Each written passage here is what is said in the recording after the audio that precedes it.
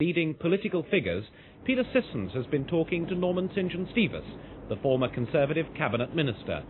He asked him what stood out in his mind and what the historians would remember as the major landmarks of 1983. Well, I think the terrible incident which has made the deepest impression upon me was the IRA bomb outrage at Harrods, when so many innocent people were killed and injured at the time of peace and goodwill amongst men. But I believe that some good may come out of that, because what's very important is that world opinion should condemn the IRA. There's a great Irish diaspora throughout the world, in the United States, in the British Commonwealth, etc. They, for the first time, have seen the IRA for what they are, a band of thugs and murderers, and I believe that will be of very great importance in the future. And there was another hopeful sign, and that was the wonderful statement of the heir to the throne, Prince Charles, when he said in such well-chosen and economical words, God will be their judge. And in those words he was showing, I think, righteous indignation. He was showing that the ultimate judgment is out of our hands, and he was not excluding, even at that terrible moment, a possibility of forgiveness and reconciliation. What are the political landmarks of the year for you?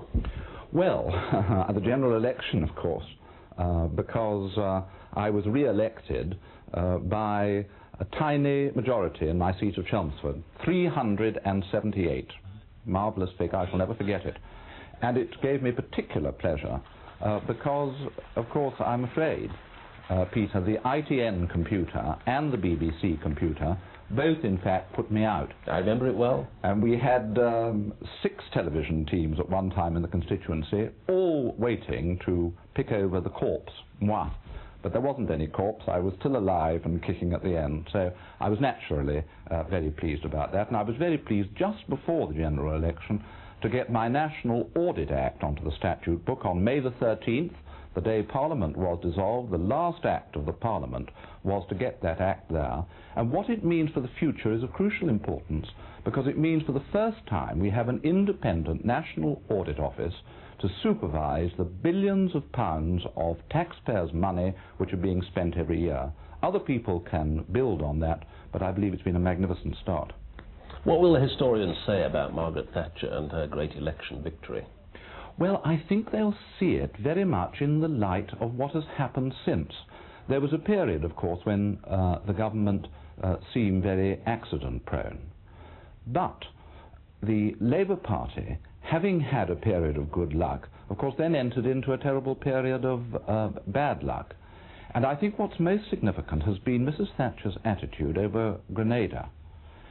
She has been excommunicated by Pope Paul Johnson, her one-time great supporter, and Cardinal Worsthorne of the Sunday Telegraph has done the same. And she's had to rely on centre-of-the-road opinion people like myself now. And I would say that the great significance of the general election and what has happened since is that we are all wets now. What judgment can we begin to make about the relationship between the United States and the Soviet Union on the evidence of this year?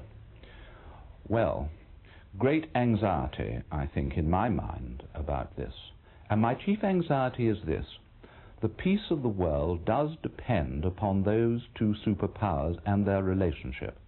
And it depends on Moscow understanding the signals that are coming from Washington, and Washington understanding the signals that are coming from Moscow, so that there's no room for mistakes. And those signals are confused at the moment. And I don't believe in either capital they really understand what the other side is at. When Khrushchev and Kennedy were in power, there was a clear understanding. There was hostility and tension, but the understanding was there. When posterity looks at the pictures of the Greenham women trying to tear down the fence surrounding the cruise missiles, what do you think the judgment will be made then? I think if there is a posterity to see those pictures, they will say that we also were given a last chance, that the British people, quite rightly, with typical robustness, have supported the arrival of those missiles, and we are not going to lie down in front of the Russians. but the risks to world peace are tremendous, and the risks of nuclear annihilation have grown very greatly during this year. What I hope is that next year will be a year of peace when we really will make a supreme effort to make a breakthrough in the multilateral disarmament talks. Well, talking of peace, what were the spiritual developments which stick in your mind? Well, first of all, the Pope's visit to Poland. And there again one saw that the power of the Spirit is always greater than the power of repression and force and brutality.